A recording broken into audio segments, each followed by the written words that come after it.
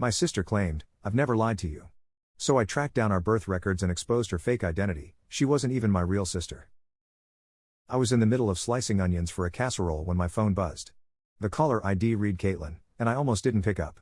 My sister's calls were usually the kind that started with an exaggerated sigh and ended with her borrowing something or laying some new drama on me that I'd spend days unraveling. But it had been a while since we'd spoken, so I figured, why not? "Hey, Kate," I said, balancing the phone between my ear and shoulder as I wiped my hands on my apron. There was a beat of silence before she responded, and something in that pause made me put the knife down. "Laura." Her voice was soft, shaky even. "Can we talk? Like, in person?" Now, Caitlin doesn't ask to talk in person unless something's really up. Last time she'd pulled this, it was to tell me about her breakup with Peter, and she'd still spent the entire conversation dancing around the real issue. I frowned. "What's wrong?" I just.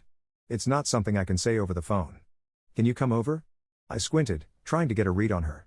Caitlin was a lot of things: dramatic, moody, sometimes selfish, but scared? That was new.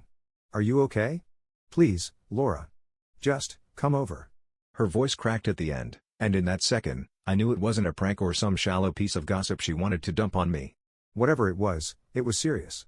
"Fine, I'll be there in 15, I said, grabbing my keys. The drive to her place felt endless, my mind racing through every possible scenario. A health issue? A secret engagement? Had she done something illegal? By the time I reached her front door, my heart was pounding. Caitlin opened the door, looking like she hadn't slept in days. She didn't say anything, just gestured for me to come inside. The house was dark, the blinds drawn, and I could smell stale coffee mixed with her lavender air freshener. Something was definitely wrong. "Kate, you're scaring me," I said, sitting down on her couch. "What's going on?" She hesitated, staring down at her hands. "Laura, this isn't easy to say." Then just spit it out. "You're freaking me out." She finally looked up at me, her face a mix of guilt and anxiety. "Laura, I don't think we're actually related." I blinked, my brain stumbling over her words. "What do you mean, we're not related? Like, what? You're telling me you're adopted?" "No, that's not it." She took a shaky breath, her eyes darting around the room like she was looking for an escape route. "I think you're the one who's adopted." It felt like the ground had shifted under me. What? I didn't want to believe it either, but I found some papers. Mom kept them hidden, and there's no other explanation. "You found what papers?" I managed, my voice barely a whisper. "Adoption papers. For you." I stared at her, waiting for the punchline, for her to laugh and say this was all some twisted joke. But she just kept looking at me, her face pale and solemn. "You're lying," I said finally, my voice shaking. "This is some kind of sick joke, right? Tell me you're joking, Caitlin." She shook her head slowly. "I wish I was, Laura. I really do. But it's the truth." No, it's not. Why would Mom and Dad never tell me? Why would you?" She cut me off. "Because they didn't want you to know, okay? They thought it would, I don't know, mess you up or something." I could feel my pulse throbbing in my temples, a low roar filling my ears. "This is insane. You can't just drop something like this on me and expect me to believe it." "Laura," she said, her voice breaking. "I swear on my life. I didn't know until recently, and I've been carrying it around, trying to figure out if I should tell you, but I couldn't lie to you, not about this." "Not lie?" I scoffed. "Caitlin, we've shared everything our whole lives. Everything. And you just decided, oh, let me keep this massive, life-ruining secret to myself? How long have you known?" She swallowed, averting her eyes. "A few months." "A few months? Caitlin, are you serious? You found out I'm adopted, and you waited months to tell me?" "I didn't know how, Laura. I didn't want to hurt you." "Oh, well, congratulations, because mission accomplished." I stood up, my chest heaving. "I can't believe you. I thought I could trust you." "Laura, please, sit down. Just, listen to me for a second." I shook my head, backing away. "You want me to just listen? How do I know anything you say is even real?" "Because I can show you the papers," she said, her voice barely above a whisper. "They're in the safe in Mom's closet. I can take you there right now if you want." My stomach churned. I didn't know whether to scream, cry, or run out the door. But I knew one thing, I needed to see those papers. "Fine," I said, my voice cold. "Take me to them." The drive to our mother's house was suffocating, silence hanging thick in the air. I could barely look at Caitlin, every glance only fueling the anger roiling inside me. How could she keep something like this from me?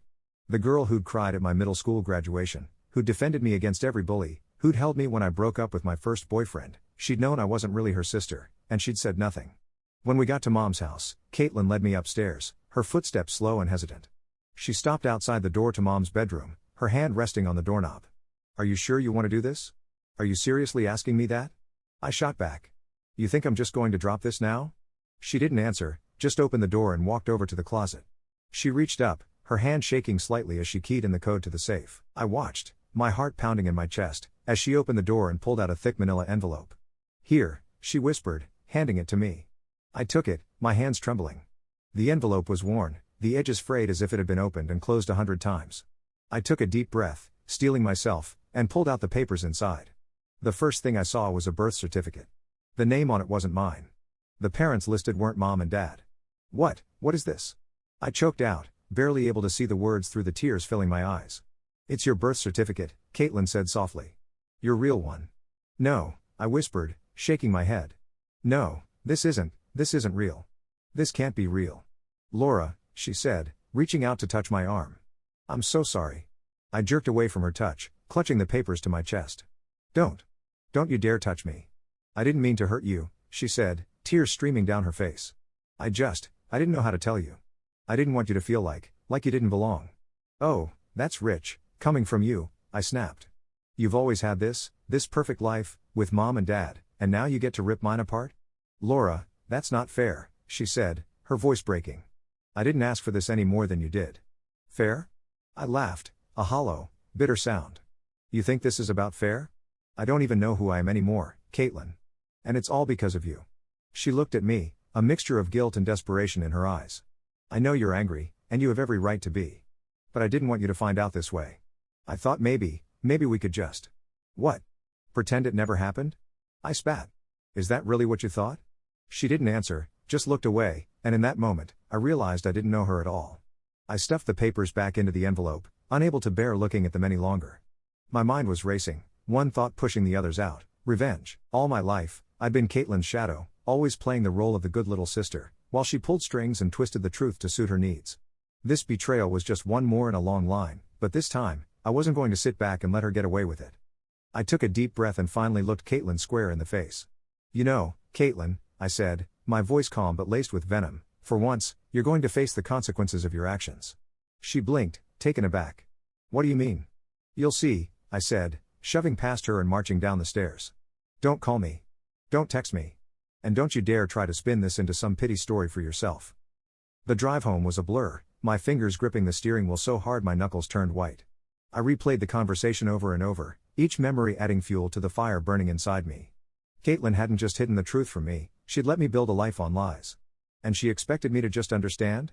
When I got home, I took the envelope and set it on my kitchen table, staring at it like it was a bomb about to explode. I had two choices: I could bury the truth and live with the shame and betrayal, or I could finally, fully expose Caitlin for the manipulative person she was. I chose the latter. I knew Caitlin's life better than anyone else's, including all her dirty secrets. She thrived on her perfect little reputation, always the golden child, the dependable sister, the one who'd stayed close to home and never strayed too far. But I'd seen the cracks in that facade over the years, and now, I was going to pull them apart, one by one. The next morning, I called the one person I knew would be most affected by Caitlin's lies, my Aunt Denise. Aunt Denise was Mom's sister, and she was a force of nature, a no-nonsense woman who'd always had my back.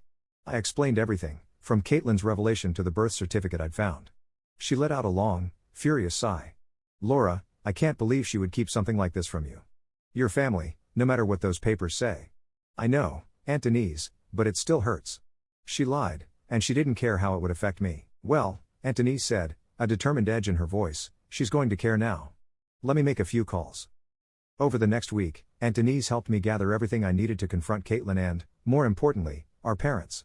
I got a certified copy of the birth certificate, documented the adoption papers, and pulled together every family photo I could find that hinted at how I'd always been treated as an outsider. Each piece of evidence was a reminder of just how thoroughly Caitlin had manipulated everyone's perception of our relationship. But the real blow came when Aunt Denise managed to track down my biological mother, a woman named Sarah, who'd been just as shocked as I was. Sarah was young when she'd given me up for adoption, a decision she'd made under difficult circumstances. But learning that her daughter had been kept in the dark all her life, that was enough to spur her into action. With Sarah on board, I had everything I needed to set my plan in motion. I waited until a family gathering, a birthday dinner for my dad.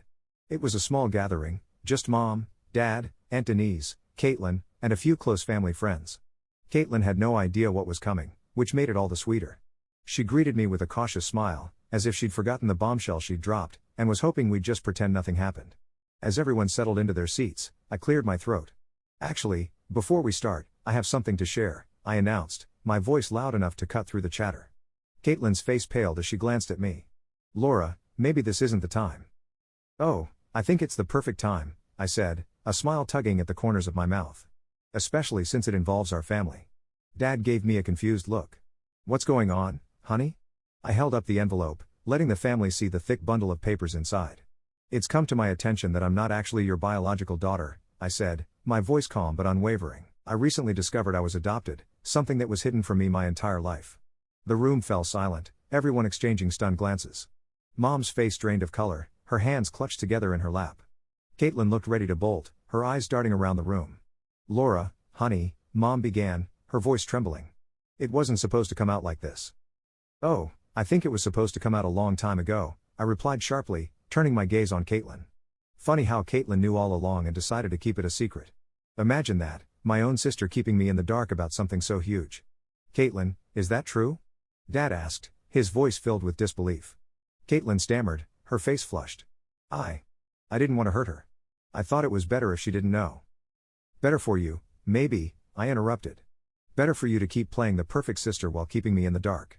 Aunt Denise chimed in, her voice cold. This was deceitful, Caitlin. And it wasn't your decision to make. Mom looked stricken, her eyes brimming with tears. Caitlin, how could you? I didn't think it would matter, Caitlin stammered, her voice barely a whisper. We're still sisters, aren't we? No, Caitlin, I said, my voice trembling with anger. You kept me from knowing my real family. And guess what? I found them. I met my biological mother, Sarah. She's here, by the way. The door opened, and Sarah stepped in, her face filled with a mix of sadness and determination. The room erupted in gasps as everyone processed the reality standing before them. Hello, everyone, Sarah said, her voice strong. I'm Laura's mother. Her real mother. The silence that followed was thick enough to cut with a knife. Caitlin's face was ashen, her mouth opening and closing as she struggled to find words. I'm so sorry, Laura, Sarah said, turning to me. I never wanted this for you. But I'm here now, and I want to be part of your life. Tears filled my eyes, but I held my head high. Thank you, Sarah.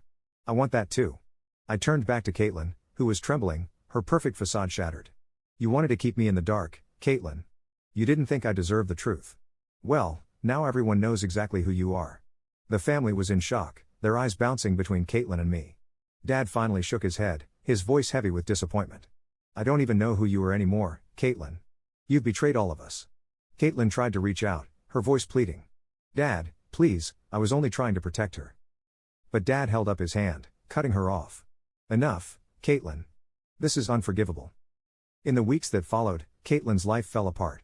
Her friends turned cold, disgusted by the betrayal. Her reputation in the family was in ruins, and even her colleagues at work looked at her differently once the story started circulating. As for me, I rebuilt my life with Sarah's support and Aunt Denise by my side. I found a new strength in myself, one that had been buried under years of Caitlin's manipulation. In the end, I gained a family I'd never known existed, and I reclaimed the identity that had been stolen from me.